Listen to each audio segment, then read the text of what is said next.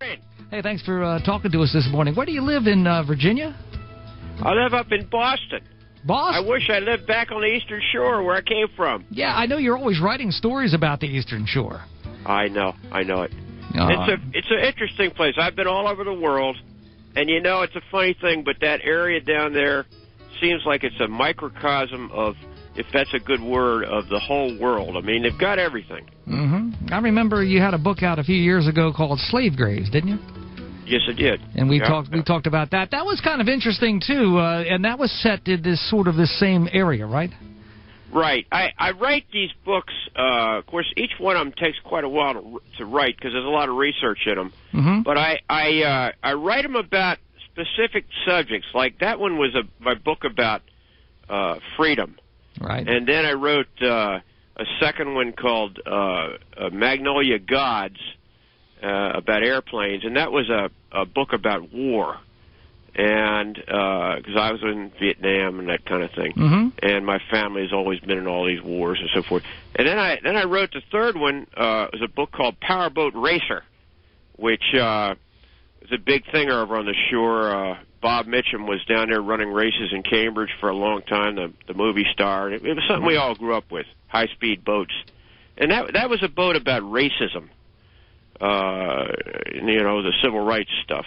Okay. And then I did this gold one, and this gold one's about, I was thinking a lot about it, what it's really about, and I suppose more than anything else, it's about the homeless issues of the world, and mm-hmm. especially here in the U.S. Okay, yeah. You wouldn't think that when you get into an adventure story, but that's the theme behind it all. Okay, River Sunday, that's the town. Where is River Sunday? This is a town you invented, right? Right. Well, of course, I grew up in Talbot County, and I took River Sunday as a theme years ago when I was at the Hopkins Writing Seminars. Oh my land, that's back in about Vietnam time when I started writing these stories and published a few stories, but not any novels. And it was sort of a combination of all the towns there and around the world that I've run into. It's what you do, I think, and a lot of writers do this. They pick an area. All the writers that I like, Sandra Brown's Texas, mm-hmm. and Follett does England, and all these people do an area. They start out with an area. And the reason I took that area down there was because the good areas of the world are always places that have had a lot of conflict. People, they change ownership. And if any place in the world has changed ownership, it's the Eastern Shore.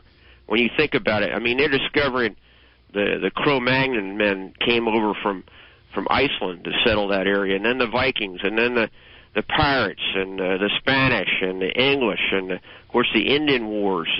The Nanticokes were captured by the Susquehannas, and everybody fought about that one little place, meaning it was a very special place, because there's only a few special places in the world. And that one just changed hands so much. Even in the Civil War, the federal troops occupied the area to keep the Confederates from taking it over. It was a special place, and so it seemed to me that was the way to make it something that could mean something to people all over the world. Yeah, and the book starts off in a Roman Catholic church on a Sunday. At River Sunday. I know. Well, it was a lot of religion in Gold. I wanted to write about religion. I didn't want to write about it in a way that was negative about religion, because if anybody's religious, I am. But I wanted to bring in all the religions I could get a hold of that meant something. And there's a little section in there that sort of sums up a lot of things about love. I wonder if you want me to read a little something? Okay. Well, let's first, before we do that, though, Tom, it starts off with another guy named Tom, a Father Tom Sweeney, who drops dead. Oh. Well, really, say that again. I missed that. It talks about Father Tom who drops dead. Yes. Absolutely. So that's how the whole story starts. That's how the whole story starts. And this father, this priest, was an interesting fella. He had this idea about contributing to rebuilding a cathedral in Baltimore. Mm-hmm.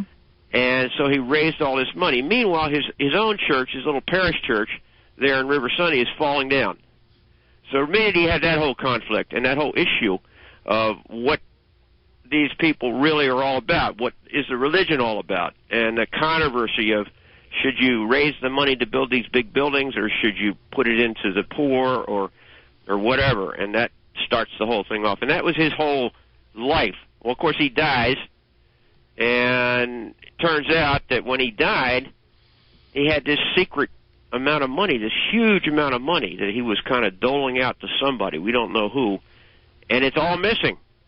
And this young lawyer who's his executor, who he's befriended, takes on the job of trying to find the money. Well, of course, it gets in the newspapers, and everybody and their brothers suddenly comes to River Sunny looking for the money. They're all digging up fields, and it gets to be kind of exciting. Yeah, it's quite a tale, and the lawyer is kind of a guy that's trying to help the poor people, but he's about ready to hang it up. He is. He's got the BMW mentality, and it keeps flashing back on him. And one of his salvations is this girl he meets that essentially comes to him through this whole death of the old priest, and she's one of my better creations. I've always spent a lot of time in my books writing about women because that's something I really love. And I'll tell you, this woman is one of my best creations. She really brings in everything of the 60s and 70s and 80s that I've tried to learn about women. She's extremely independent, extremely intelligent, and yet she has a sense of who she is. Mm-hmm. And the whole BMW mentality doesn't affect her one way. Yeah, it's fascinating. Yeah, Andy, she's a lot different than the woman that you had in Slave Graves, who was the flashy woman that came into town. Oh my God, the movie star. She came back in some other books, and I thought she was very interesting in the sense of her whole mentality was based upon her looks. Mm-hmm. And if you go into the TV now and the shows, I mean, all these women, it's totally about their looks. Okay, we're talking with Thomas Holliday about his book Gold.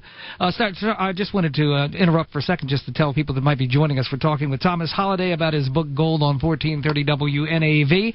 And Tom, tell us, you were going to mention a segment that sort of tied everything together.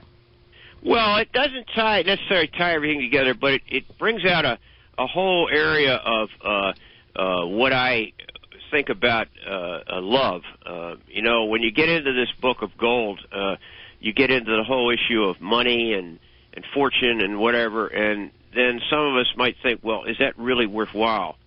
And so a theme comes into this book that I'll read to you that comes out of the woman. She starts talking about what her father had written in his research. And she says she pulled back from him so they were a few inches apart. She kept talking. It's more than that. Love should have no purpose. My father wrote that everything else in life has a reason, a purpose, except love. And even then, he wrote that most of what we think is love is emotion. But it's really for a reason. People care, but it's in their interest. So what we think is love is not really love. Love means that you should love without expecting anything in return. I mean, the Christian believes that if you do right, if you love Jesus, you can go to heaven. That's something for something. So where is the love that's real love, and where does it come from? In our universe, where everything has a purpose, there's this thing called love, which doesn't fit among all the rational, reasonable things of life. Like he loved Mother, but he didn't know if it was the real love for no purpose, or somewhere in it he still had his own selfish reasons. Do you see what he's trying to say? Mm-hmm.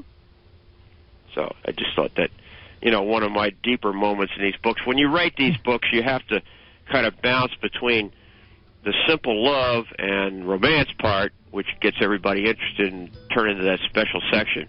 Okay. And then you've got the fight with the bad guys, which is the whole purpose of a thriller, the page turner. What is the issue? What's going to happen? Who's going to get killed? And, the book starts off with a death, and you think, well, is there going to be another death, and so forth. Sure. And then you got to have the theme, and the theme for those of us who want to, what's it all about? You get into something like this, and the homeless issue and love and so forth, I think begins to bring in the whole idea of what gold is. And that's what this young guy finds out. Okay. Hey. He finds out what it really means. Great talking to you, Thomas, but we got to wrap things up, and before we do, we got to find out how we can get a copy of Gold. Well, what's happened in printing books today, it's become so much easier for people to buy books because everybody's got a reader, or a lot of people got readers. So you can go to Google, a book Google, and they have an ebook program now where you can buy, very simply, any of my books, the River Sunday Romance Mysteries, there is a series, any of my books, including Gold, obviously, directly from Google. All you got to do is punch in, and it'll come right out on your cell phone or your reader, anything. It's so simple. You can also go to the regular programs, the books like Pals and so forth, who carry ebooks. If you want paperback, all you got to do is go to Amazon or Barnes & Noble. You walk into your Barnes & Noble store and order it, or you can go to Amazon and punch it right out and have it in your room. So either way, you can get my books very, very simply. It's not complicated like the old days. All right, sounds great. So I've read Slave Graves, and I've read this book, but I haven't read Magnolia Gods or Power Boat Racer. I'm going to have to go on and get those ebooks. Well, I hope you like them. Writing about the shore and Maryland and the world is a wonderful thing. Storytelling is probably the one thing that seems to be a mission that some of us have, and it's a great pleasure to write these books. I think storytelling is certainly something I grew up with down the shore, sitting around on the porch and telling stories, and it's, I think, one of the things that we all love, and hopefully you guys will appreciate my storytelling. Okay, well, thanks so much for talking to us this morning, Tom, and hope to talk to you again in the future. I hope so, sir. Okay, thank you. Thomas Holliday, his book, Gold, available now.